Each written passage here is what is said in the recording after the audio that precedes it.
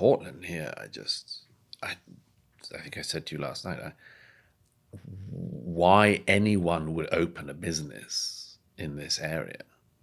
I mean, why anyone would open a business almost anywhere at the moment is a pregnant question. But why they would open anything here is I mean, well, it's a question that's answering itself. They're not.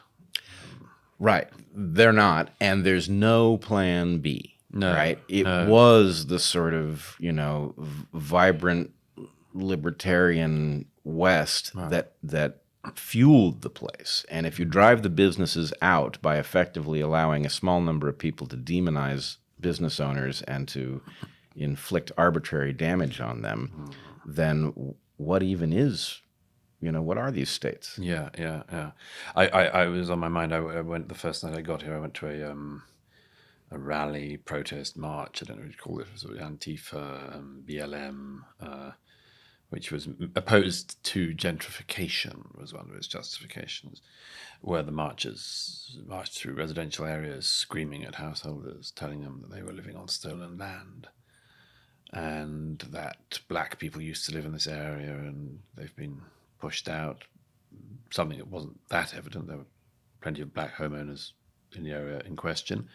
Not quite sure how happy I'd be if I were them, that I'd been woken up in the evening by people with bullhorns telling me things that weren't true or accurate, but that seemed to be a fairly ordinary evening in this city. But it seems that you have activists who are opposed to all forms of human betterment, all forms of improvement, and actually don't mind the state they've created. The sites in downtown Portland seem to me redolent of nothing so much as a third world city, where people who haven't been here may be interested to know. I mean, it's much worse than you expect. It's not just the empty plinths. I think there's one statue left standing, which is a World War II statue. I'm hesitant about saying that because they might find it. It's a little high up for their gaze, but the World War II statue seems to be the only thing that they haven't brought down. One is tempted to say,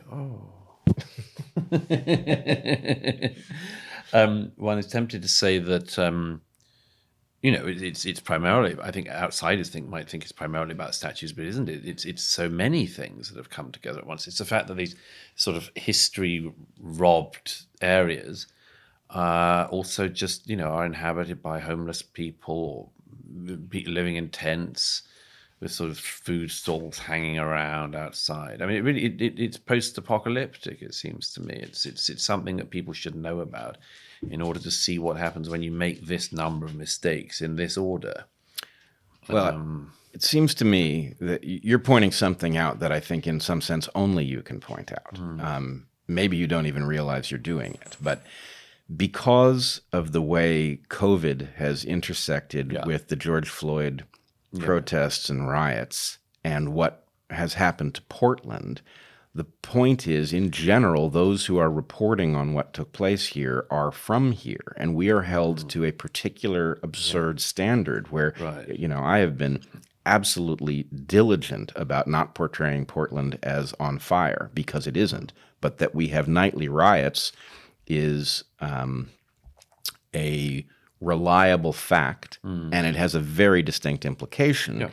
And so in some sense, you coming here as a visitor and seeing it and saying it's actually worse than you expect, when we are constantly told, if we mention the riots, that we are portraying something false, which is obviously not the case. No, I mean, this is a maddening hostage situation that for a population to be in, to be told, it's not literally burning down all the time. So how dare you say Portland is burning? I've seen this as you have in areas before. As in this rhetorical move. Oh yeah. Why are you saying things are so bad? Bad things continuously happening does not equal a bad situation. Right. Just because you have X problem every day doesn't mean you have X problem.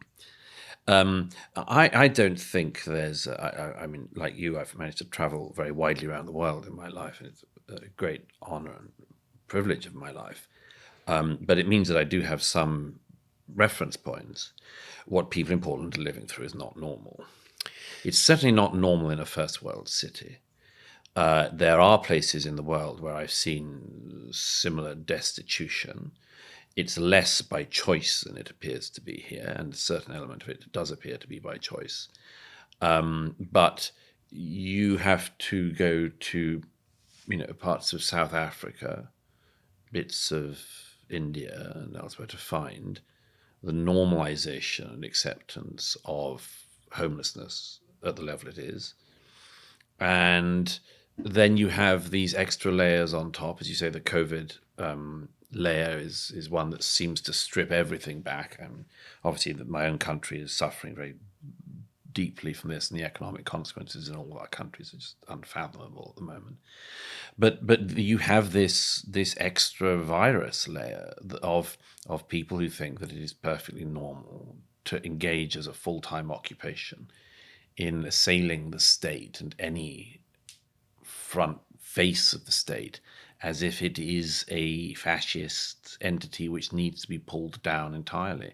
And the people who say that that's some minority or something, it clearly is a minority.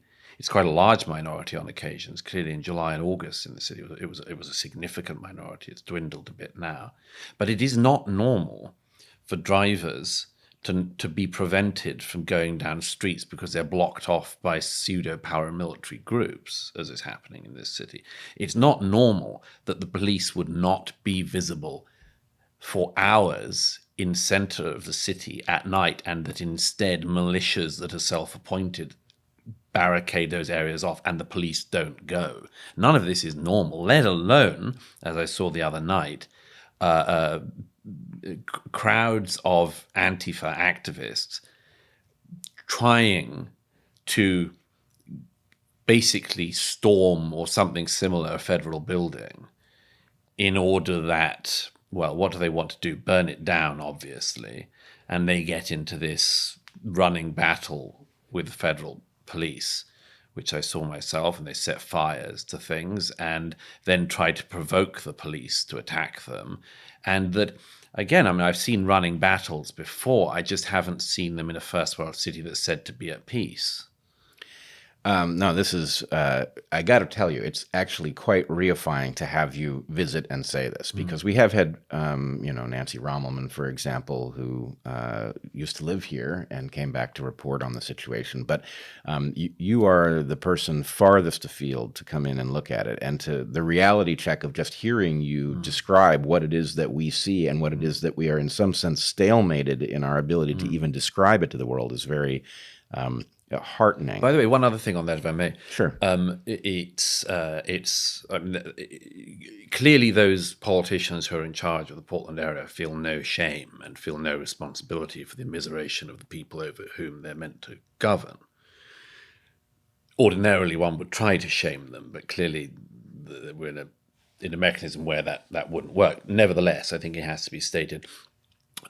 Again, I have never been to a place where it is commonplace and acceptable for people to graffiti and put up signs everywhere saying that a journalist should be murdered.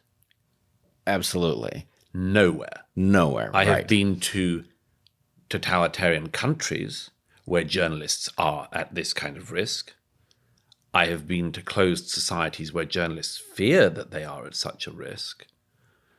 But I have never been, again, to a first world free democratic society where the local authorities allow paramilitary organizations to demand the killing of a journalist for the crime of reporting, and to have such calls everywhere in the center of the city. And I am not, as people will see in the coming days, and I post some of this, we'll see, I'm not exaggerating this, that, we can name if you want, but the journalist I'm obviously thinking of, his name is scrawled over walls and over monuments in the city. Sure. He's been a guest of this podcast. Okay. So Andy No. Who's done more than anyone to report on what these groups are doing. I knew how much of a risk he'd taken. I knew how brave he'd been, the extent to which he has been braver than almost all the journalists from this state put together in bothering to report what so many journalists just think is not worth reporting. To walk through the centre of the city and to see, as I say, on the World War II monument, on the massive walls downtown, calls to kill Andy Ngo, in big letters, stated as such. It's not free speech. That is incitement to murder. And the authorities here don't care about it at all. They clearly don't care about it, or they'd have done something about it. But again, as I say, ordinarily one would make that point and hope to shame authorities into doing something, to, for instance, take down calls to murder a journalist in the city. But the authorities here have let so much go that merely encouraging the murder of journalists for the crime of reporting is a comparatively minor issue for them to address. Well, I want to adjust one thing in what you said. I, of course, resonate with it across the board with one exception, which is I don't think these politicians are insensitive to shame. I think some of them are. In other words, we have a mayoral candidate who I believe may be insensitive to shame. But our current mayor, I don't believe is insensitive to shame. In fact, I believe he is being puppeted using his shame. It is his compassion that has been weaponized against him. Right. And so in effect, again, I think this comes down to the game theory, which is you have a tiny number of people, some of whom are shameless, who are using shame as a weapon, and they are arguing. They've been set up by a political narrative in which one side is understood to be evil, literally evil, and the other side is understood to be the force that holds back evil. And so therefore anything that maps onto the side that is evil is not deserving of protection. Yes. This is exactly the dynamic that unfolds when one population goes to war against another. It dehumanizes them. And so Andy Ngo falls outside the zone of protection of the authority. And this is frightening. And I fear that the comparison you're saying, you've seen these things, but you haven't seen them in a first world city. I think many of us who are paying attention fear that we are going to square that circle by ending up effectively a third world country. Yeah. And you're very close to it in this city.